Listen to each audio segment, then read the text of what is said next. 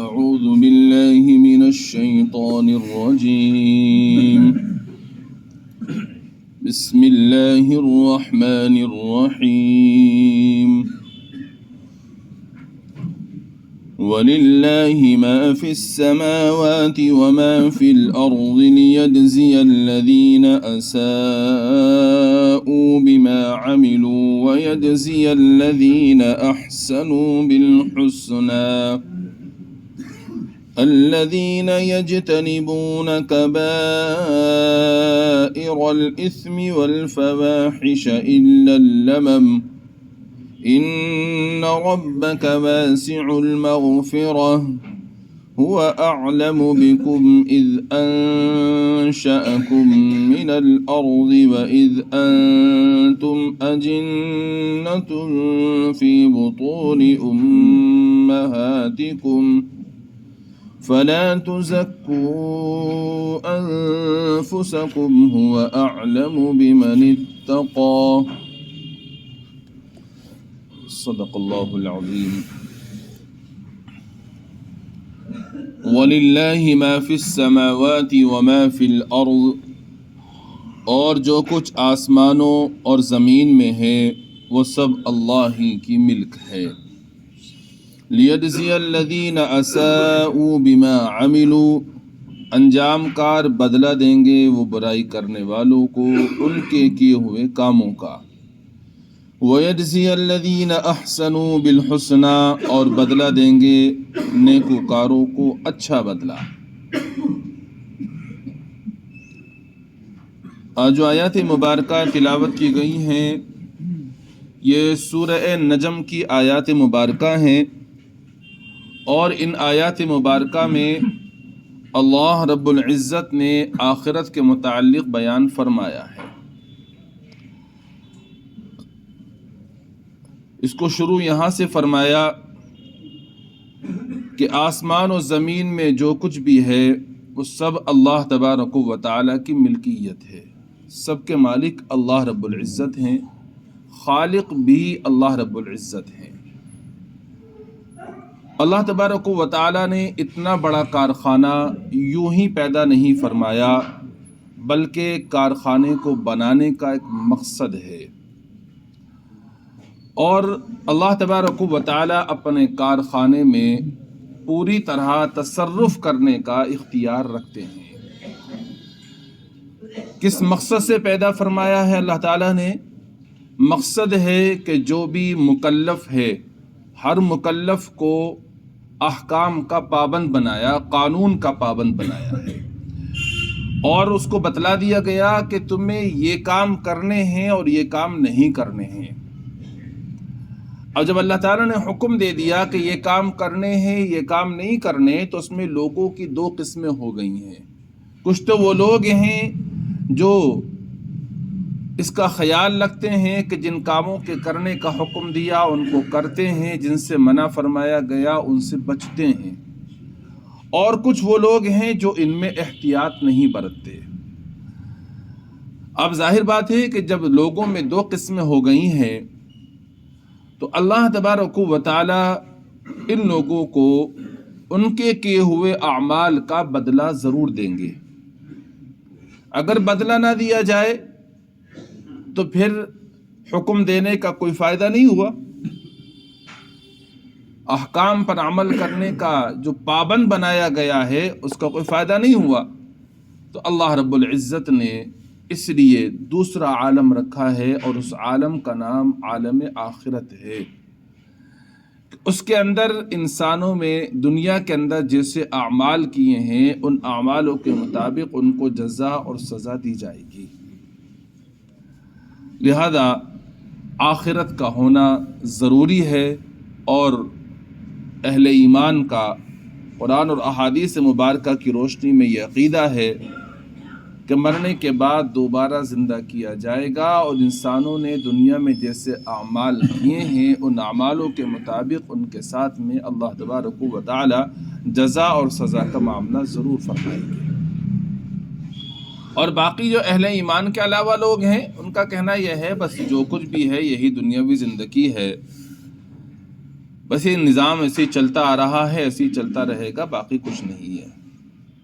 لیکن اہل ایمان کا یہ عقیدہ نہیں ہے۔ اللہ تعالیٰ نے ارشاد فرمایا وَلِلَّهِ مَا فِي السَّمَاوَاتِ وَمَا فِي الْأَرْضِ، اور جو کچھ آسمانوں اور زمین میں ہے وہ سب اللہ ہی کی ملک ہے۔ لِيَجْزِيَ الَّذِينَ أَسَاءُوا بِمَا عَمِلُوا، انجام کار بدلہ دیں گے وہ برائی کرنے والوں کو ان کے کیے ہوئے کاموں کا۔ وَيَجْزِيَ الَّذِينَ أَحْسَنُوا بِالْحُسْنَى، اور بدلہ دیں گے نیکوکاروں کو اچھا بدلہ۔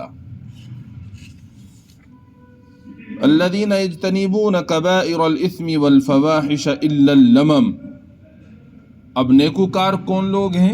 جب نیکوکاروں کو اچھا بدلہ ملے گا تو آخر وہ نیکوکار ہیں کون، تاکہ ہم بھی نیکوکار بن جائیں، پتہ لگ جائے تو۔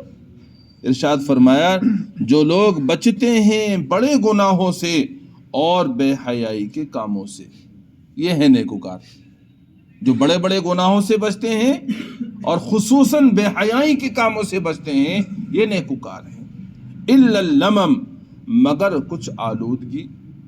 ان ربک واسع المغفرہ، بے شک آپ کے رب وسیع مغفرت والے ہیں۔ اللہ تبارک و تعالی وسیع مغفرت والے، بہت بخشنے والے ہیں۔ تو اللہ تبارک و تعالی نے نیکوکار لوگوں کا تعارف فرمایا اور ارشاد فرمایا کہ نیکوکار وہ لوگ ہیں جو بڑے گناہوں سے اور خاص طور پر بے حیائی کے کاموں سے بچتے ہیں۔ بے حیائی کے کام کون سے ہیں؟ زنا کرنا، اغلام بازی کرنا، یعنی لڑکوں کا لڑکوں سے اپنی خواہش کو پورا کرنا۔ یہ کیا ہے؟ یہ بے حیائی کے کام ہیں۔ جو نیکوکار لوگ ہیں وہ ان سے اپنے آپ کو بچاتے ہیں۔ اور فرائض واجبات کو جان کر چھوڑنا بھی گناہ کبیرہ ہے، البتہ کچھ آلودگی مستثنیٰ ہے، علیحدہ ہے، وہ معاف ہو جائے گی۔ یعنی کبیرہ گناہ کے مقدمات مستثنیٰ ہیں جبکہ بندہ کبیرہ گناہ سے بچ جائے۔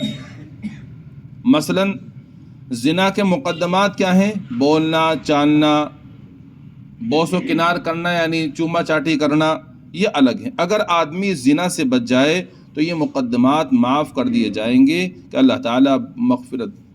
تعالیٰ کی مغفرت بہت وسیع ہے۔ سمجھ میں آیا کہ جو نیکوکار بندے ہیں وہ بڑے بڑے گناہوں سے اپنے آپ کو بچاتے ہیں، اور خاص طور پر جو بے حیائی کے کام ہیں، زنا وغیرہ، اس سے وہ اپنے آپ کو بچاتے ہیں، نیکوکار ہیں۔ لیکن کبھی کبھی انسان ہیں، بشر ہیں، گناہ ہو بھی جاتے ہیں۔ لیکن گناہوں سے مراد وہ ہیں جو گناہوں کے مقدمات ہیں، گناہ کرتے نہیں ہیں، وہ گناہ کے مقدمات ہیں۔ یعنی دل میں زنا کا داعیہ پیدا ہو رہا ہے، اور جو چیزیں زنا کرنے کے لیے لے جانے والی ہیں زنا کے، وہ سب کام بندہ کر رہا ہے۔ یعنی عورت سے بات چیت کرنا، اس سے چوما چاٹی کرنا، وہ سارے کام کر رہا ہے، مگر اس کے قریب جب پہنچتا ہے تو اللہ کے ڈر اور خوف سے وہ گناہ کا کام نہیں کرتا، پیچھے ہٹ جاتا ہے۔ اب وہ جب زنا نہیں کیا اس نے، تو زنا نہ کرنے کی وجہ سے وہ جو اس سے چھوٹی لغزشیں ہو گئی ہیں، جو زنا کے قریب اس کو لے گئی تھی، اللہ تعالیٰ ان سب کو اپنے فضل سے معاف فرما دیا کرتا ہے۔ کیوں؟ اس لیے کہ ان ربک واسع المغفرہ، آپ کے رب کی پروردگار کی مغفرت جو ہے بہت وسیع ہے، بہت کشادہ ہے، وہ معاف فرما دیتا ہے۔ ایک تفسیر تو اس کی یہ فرمائی گئی ہے۔ دوسری تفسیر یہ فرمائی، حضرت ابو ہریرہ رضی اللہ عنہ کی روایت میں ہے، نبی کریم صلی اللہ علیہ وسلم نے فرمایا اللہ تعالیٰ نے ابن آدم پر اس کا زنا کا حصہ لکھ دیا ہے، وہ ضرور اس کو پہنچ کر رہے گا۔ بس آنکھ کا زنا دیکھنا ہے، اور زبان کا زنا باتیں کرنا ہے، اور نفس زنا کی خواہش کرتا ہے، اور شرمگاہ اس پر صاد کرتی ہے یا جھٹلاتی ہے۔ یعنی شرمگاہ سے زنا صادر ہو گیا تو آنکھ، زبان، دل سب کا زانی ہونا محقق ہو گیا، ورنہ ان مقدمات کی معافی کی امید ہے۔ حدیث سے معلوم ہوتا ہے کہ معافی کی امید ہے، معاف ہو جائے گا۔ دوسری مثال، دو مثالیں سمجھیے۔ سودی معاملہ کبیرہ گناہ ہے۔ کسی شخص نے سود لینے دینے کا ارادہ کیا، دستاویز بھی لکھ لی، گواہ بھی بنا لیے، پھر اللہ تعالیٰ کے خوف سے سودی معاملہ کرنے سے باز رہا، تو یہ کیا ہے؟ یہ مقدمات جو ہے لمم کہلاتے ہیں قرآن میں، اور اللہ تبارک و تعالیٰ کی ذات سے امید ہے کہ اللہ تعالیٰ اس کو معاف فرما دیں گے۔ ارادہ پکا کر لیا تھا اس نے، گواہ بھی بنا لیے، لکھ بھی لیا، سب کچھ کر لیا، لیکن اللہ کے ڈر اور خوف سے پھر اس نے ارادہ ملتوی کر دیا کہ بھئی میں نہیں لینے والا سود، آتی ہے پریشانی آ جائے، مکان نہیں بنتا کوئی بات نہیں ہے، کاروبار نہیں چلتا مت چلو، لیکن میں سود نہیں لوں گا، کیونکہ سود کا لینا یہ اللہ اور اس کے پیغمبر سے اعلان جنگ ہے، میں نہیں جاؤں گا اس کے قریب بالکل بھی۔ یاد اس نے ارادہ ملتوی کر دیا، اب جو اس نے لکھوا لیا تھا، گواہ بنا لیے تھے، اللہ تعالیٰ کی ذات سے امید ہے کہ اللہ تعالیٰ ان سب کو اس کے معاف فرما دے گا۔ دوسری مثال، کسی کو ناحق قتل کرنا کبیرہ گناہ ہے۔ ایک شخص نے کسی کو قتل کرنے کے لیے پلان بنایا، چھری چاقو لے کر چل دیا، دشمن کو پا لیا، پھر اللہ تعالیٰ کے خوف سے اس نے اس کو قتل نہیں کیا، تو یہ کیا ہیں؟ یہ قتل کرنے کے مقدمات ہیں، یہ لمم کہلاتے ہیں۔ اللہ تعالیٰ کی ذات سے امید ہے کہ اللہ تعالیٰ اس کو بھی معاف فرما دیں گے۔ اس نے قتل نہیں کیا، سارے کام کر لیے، لیکن اللہ کے ڈر سے یہ قتل سے باز رہا، امید ہے کہ اللہ تعالیٰ معاف فرما دیں گے۔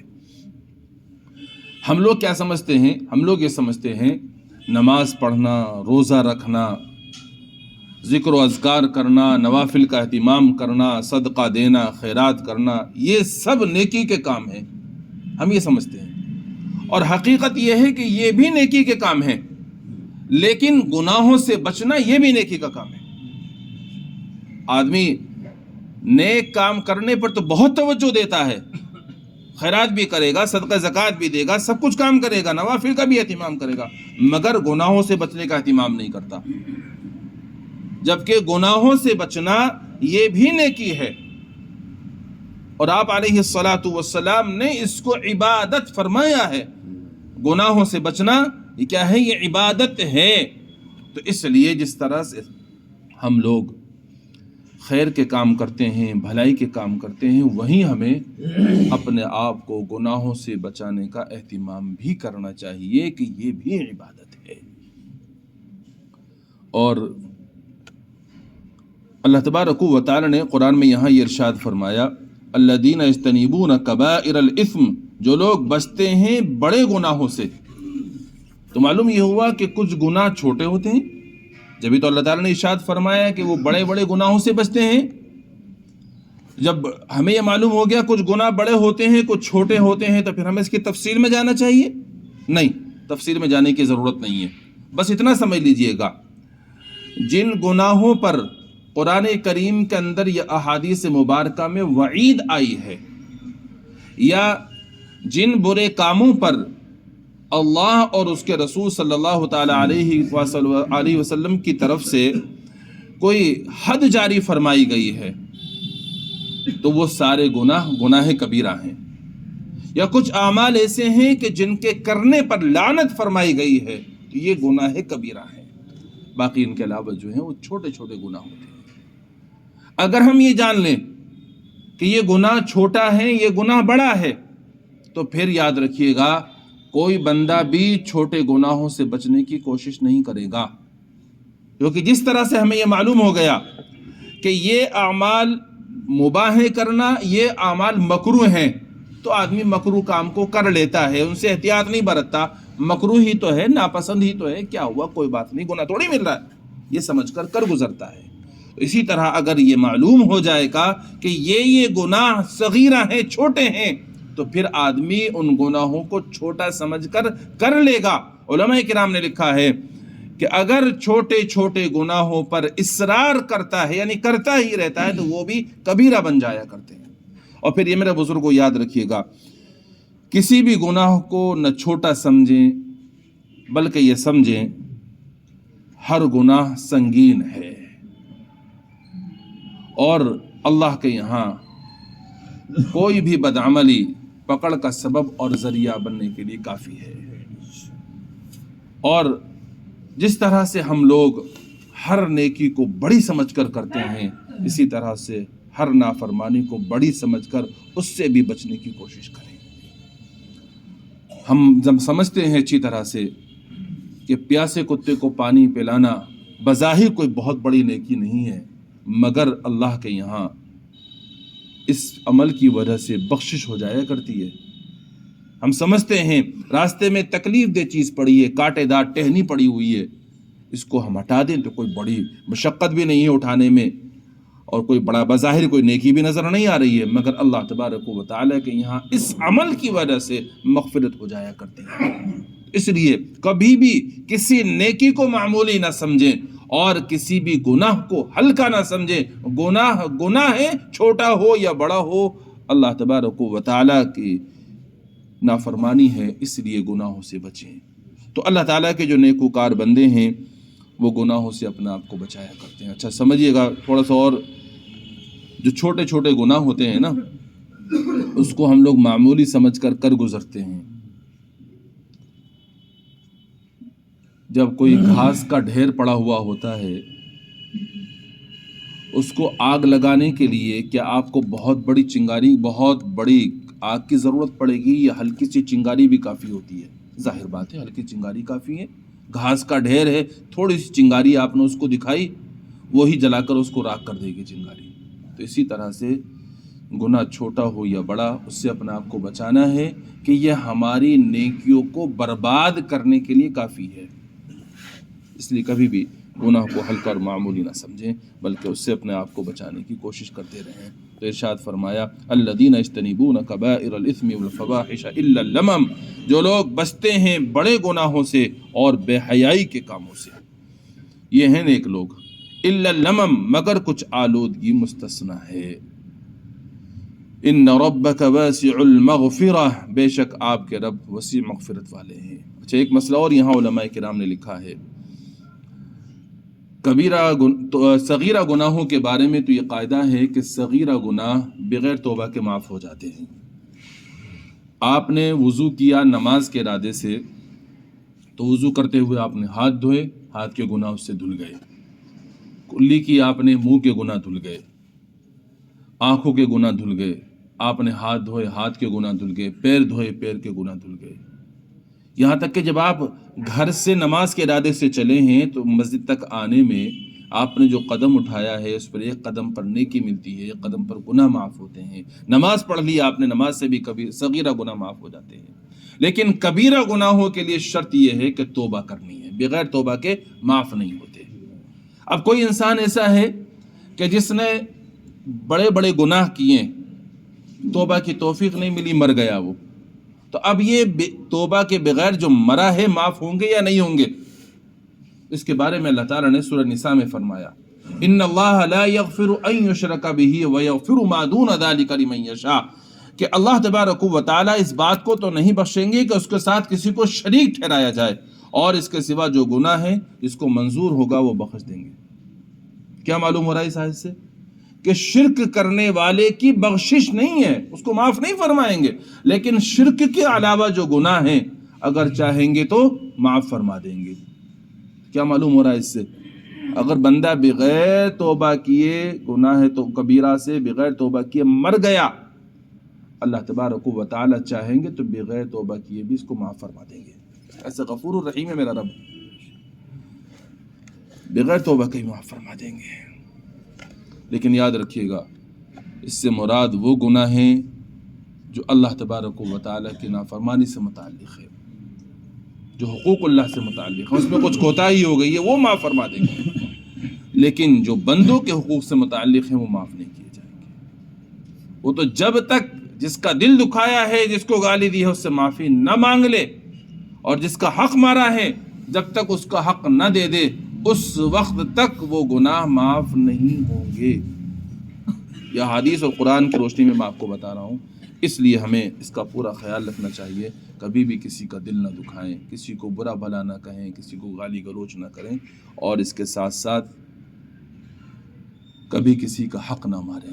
اگر اب تک مار لیا ہو تو اس کو دینے کی فکر کریں، اس سے کہہ دیں بھائی میں نے فلاں وقت میں تمہارا حق مار لیا تھا، اللہ کے لیے مجھے معاف کر دو، میں انشاءاللہ فلاں وقت میں تمہارا حق ادا کر دوں گا۔ کوشش کرو گے، اللہ اسباب بنا دیں گے، حق ضرور بھی ضرور ادا ہو جائے گا۔ یہاں معاملہ صاف کر لو، اگر معاملہ صاف نہیں ہوا تو کل قیامت کے دن ہمیں نے جو نیکیاں دنیا میں کی ہیں وہ ہمیں دینی پڑیں گی۔